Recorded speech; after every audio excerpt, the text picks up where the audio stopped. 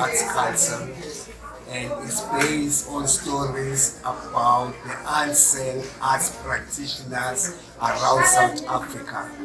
And there are stories which are told in this video about different kings like Mshweshwe, King Swati II, King Tsechuayo, etc., etc. You will see the video. Thank you very much for the support. Those who want us to come in their areas, we are ready to come and interview the unsung arts practitioners. Thank you, South Africa.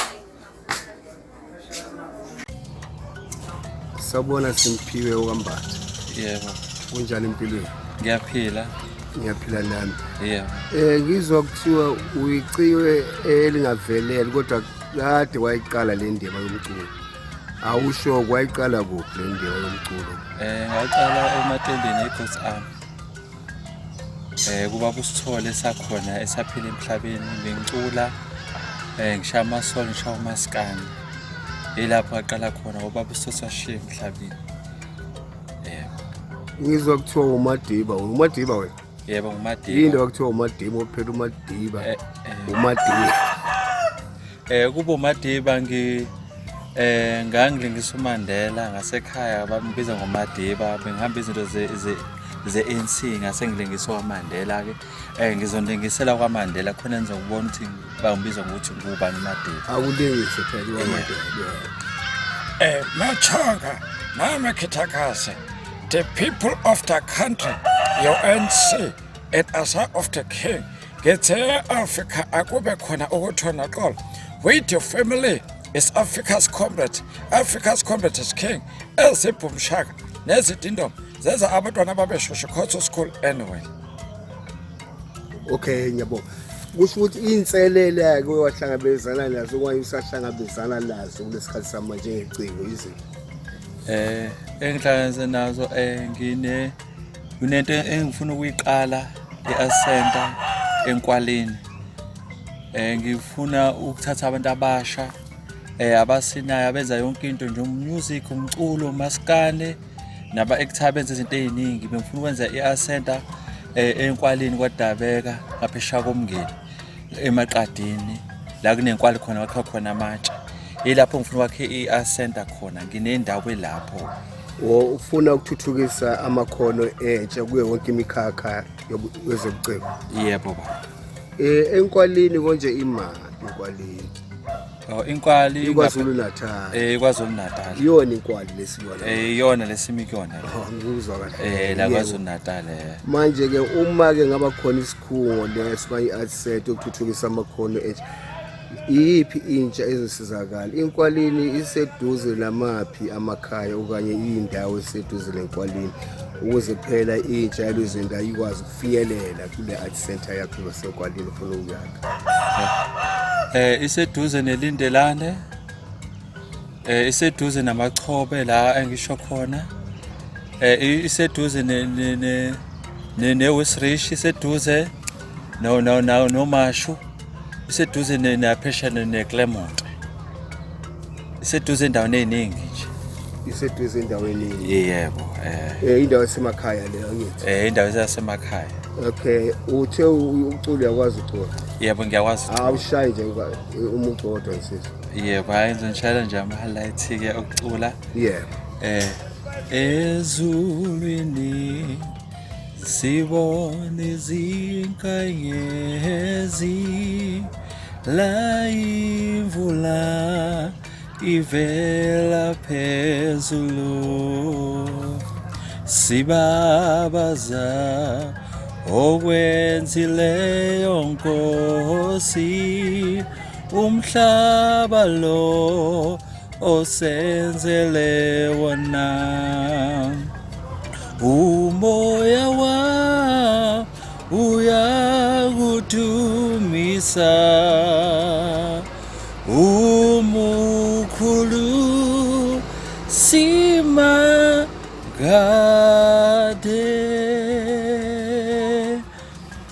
Cha ke Simphiwe uyashaya mlami izwi lakho bo yindawo ungaqophi manje akwazi waqopha nje wazi ucabanga uqopha nje ukhiphela lakhe iqweqwe iCD ya ngiyacabanga kona ukukhiphela mi-CD kodwa inkinga yimali iy'mali ezingishaya manje uthini emphakathini ozobuka le DVD manje? ngithi Ucela usizo olunjani?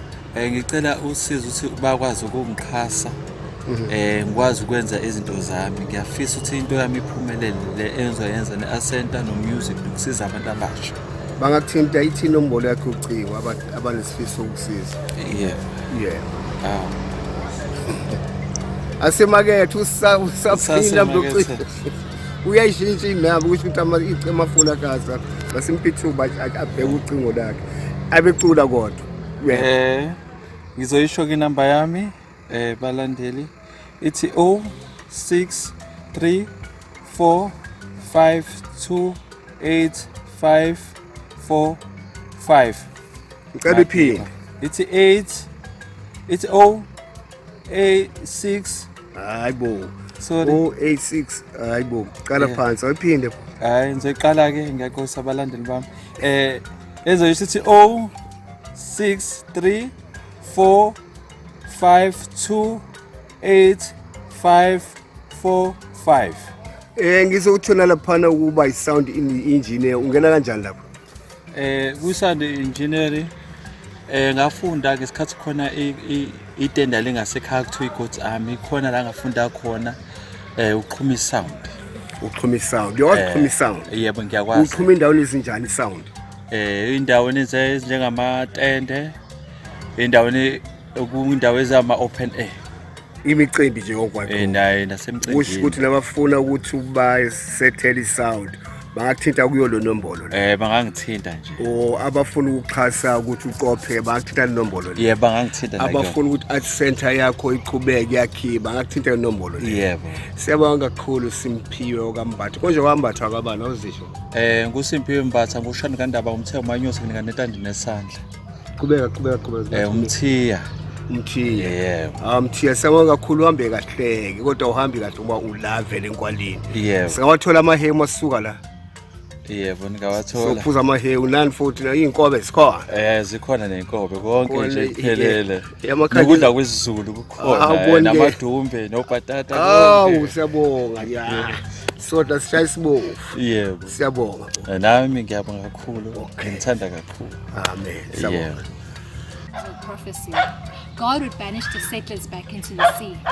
In 1856, the Xhosa kingdom received a prophecy by the teenage Nongqawuza, which she claimed was from the spirit of Amadlozi ancestors, asking Kumkani of Amaxhosa to conduct a cleansing ritual that would summon the ancient Xhosa Amakhosi to rise from the dead and banish the white settlers back into the sea. The slogan was to be revived back into the 60s. The ritual involved the slaughter of cattle and the destruction of crops,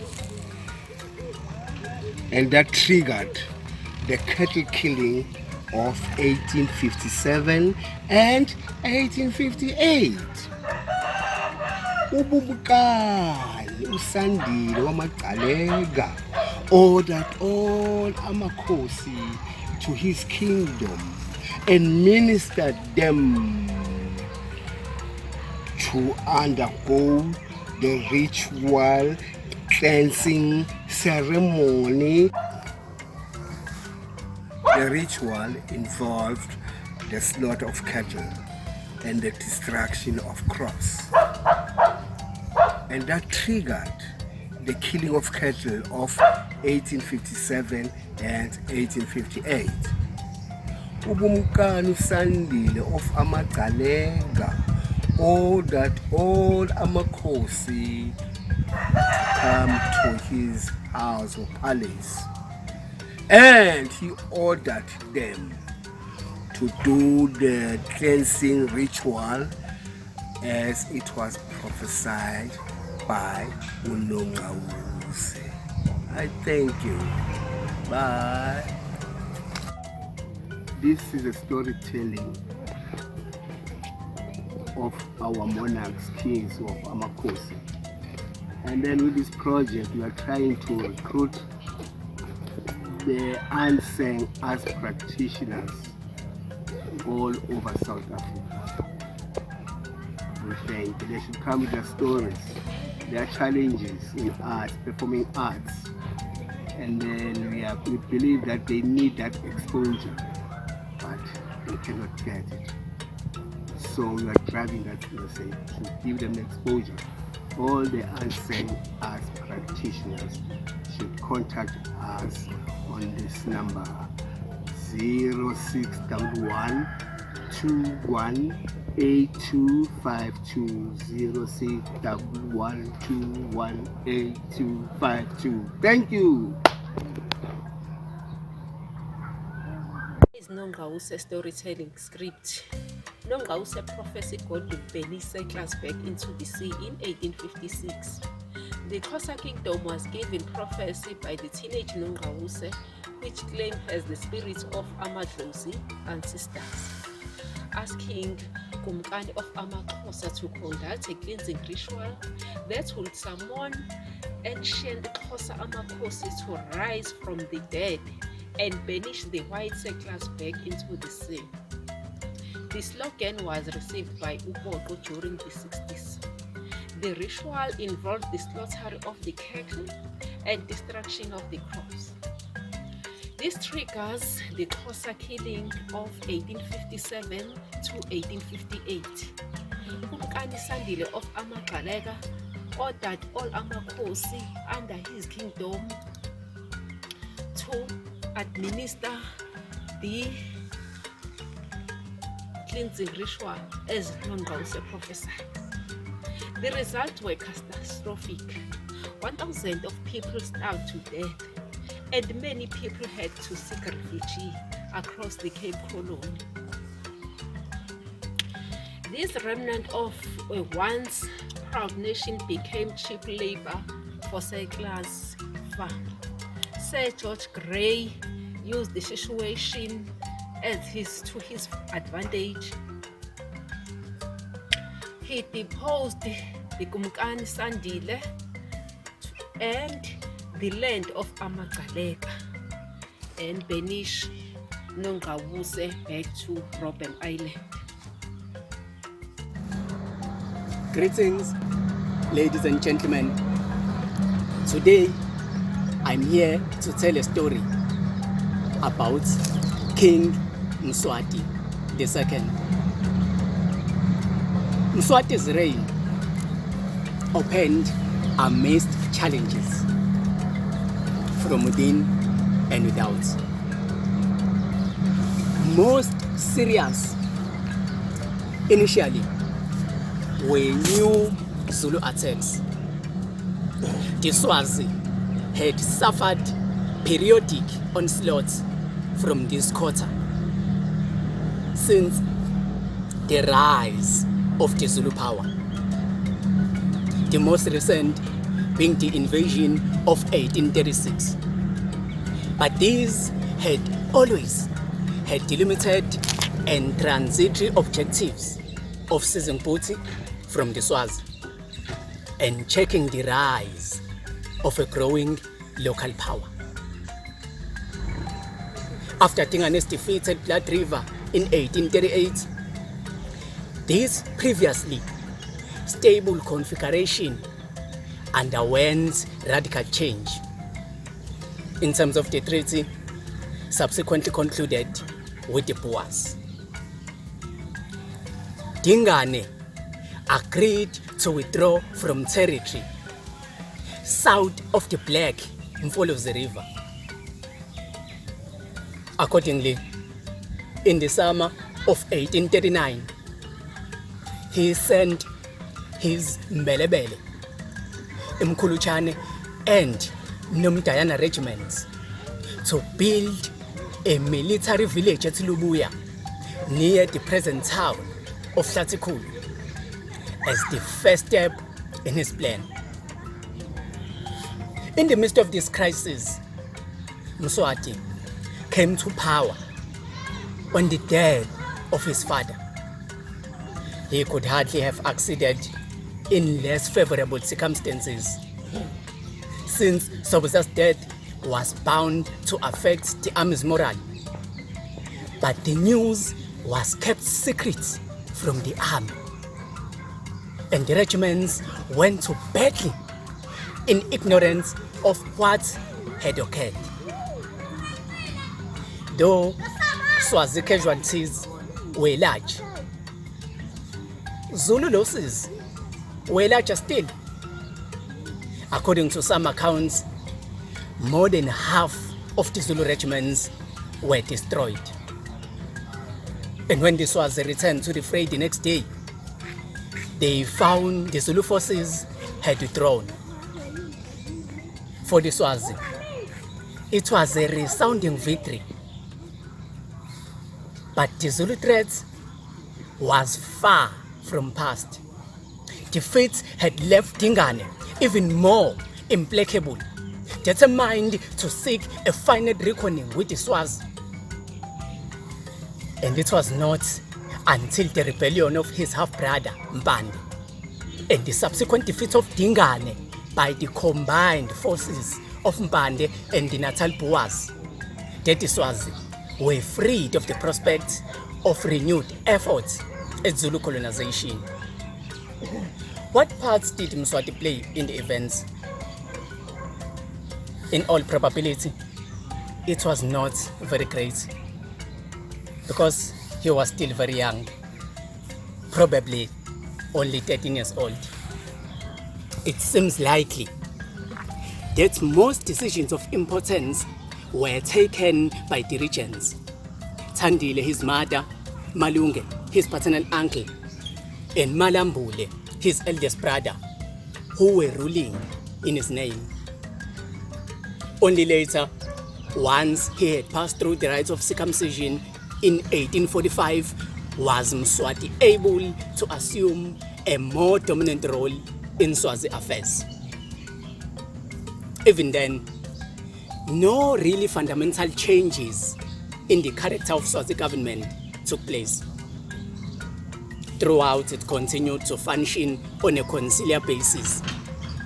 And it is for this reason that Mswati's achievements deserved to be remembered as the achievements of his Lekoko councillors, in particular Thandile and Malunge, as much as of Mswati himself. My name is Swangidi Subali, and I'm going to tell you a story about the kingdom of Mushreshu. Motletlegi Mushreshu, who was known for his democracy and his peaceful struggle towards the people that he conquered, provided a safe refuge for the small Sotho-speaking people who were engulfed by Infekane Difakane. Mushreshu, under pressure, consulted an elder, Mohlomi Moramonyane, who was a well-respected doctor, traveler, and man of wisdom. Mohlomi's teaching was that there is no medicine for acquiring power or becoming a successful ruler. The way to achieve this ambition is by having a good heart and treating actual and potential followers with kindness. Motletlegi excelled under these teachings, and to this very day became a great leader who conquered with peace, as it is still practiced today by the Sotho people when they say Khotso.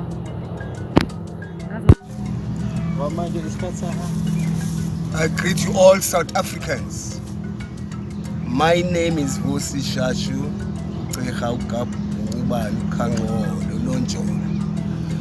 Today I'm going to relate to you a very thrilling story about Sikukumi, Ukhoshishilo. Whilst the south and the east coast of South Africa were under difficult times, the great Limpopo area was also facing the same difficulties or situation. The settlers encroached the land of the Pedi, the Swazis and the Beles and Amavenda.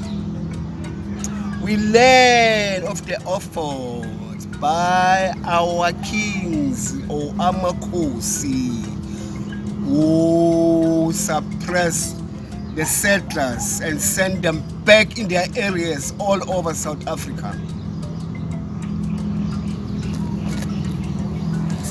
The military leader of note was Makado, the Lion of the North, a night fighter for Ramabula Ravela. He fought many wars with Louis Trichat. And the Voltrekkers were afraid of his method of warfare. He was credited with conducting the attack of the enemy during the night, and that was very much effective. Ngiyabulisa umphakathi waseNingizimu Afrika. Igama lami ngixwayita ngobaMphalampela. Ngizothanda ukunibalisela ngomlando ngoNkosi uDingane.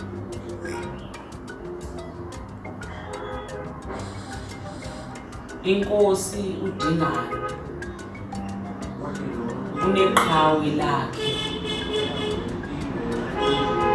elalibizwa ngokuba ubhongoza. Le nkosi nayo inenduna yayo, uNdlela kaSompisi wawaNtuli. Njengoba ke sisazi ukuba amabhulu ayefuna umhlaba wamaZulu nezinkomo zamaZulu. Kwaba nezimpi ke ezaye zabakhona, bazithatha izinkomo. Kuthe ngombono oye wavela osuka kwiqhawe elingubhongoza, lixelela inkosi ukuba ukuze kutholakale amabhulu kufuneka babe nempi elifanele yenzeke. Wabanombono uvezayo ukuze atholakale lamabhulu. Wathi into azoyenza uzobhaca amabhulu ayethanda ukusebenzisa eliqhawe ngenjongo zokufumana inkosi. Yaxhalaba inkosi, yabuza kweliqhawe ukuba akazubulalana amabhulu. Lathi iqhawe elingubhongoza, andinangxaki nokufela ukusindisa inkosi. Usukile uDingane waya kwinduna yakhe, wafike wayibalisela ngalo mbono, wayibekela ukuba iqhawe linombono onjani. Induna yabonakala iwuvuyela umbono, yathi kwinkosi, hambani ke niye kwamanye amabutho nifike kuwo niwaxelele into okokubana makathathe iziviko zabo bahambe baye endaweni elithafa bazisithe ngezi ziviko khona ukuze amabhulu abone ngokungathi zinkomo xa ngaba ukuve enjenjalo ke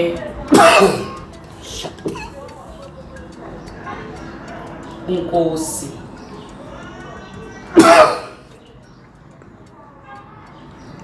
afika amabhulu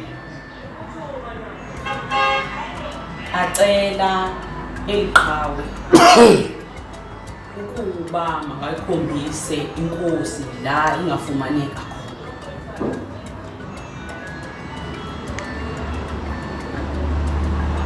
Eliqhawe lakhombisa amabhulu kule ndawo uzimele khona amabutho apho azobonakala ingathi izinkomo xa ekude akhomba khona ngokulahla umkhondo senzele bafikele kuwo khona ezohlaseleka la mabhulu afika khona amabhulu ahlaseleka ngeyo ndlela ke esefike kuwo amabutho iphela kanjalo ibali la inkosi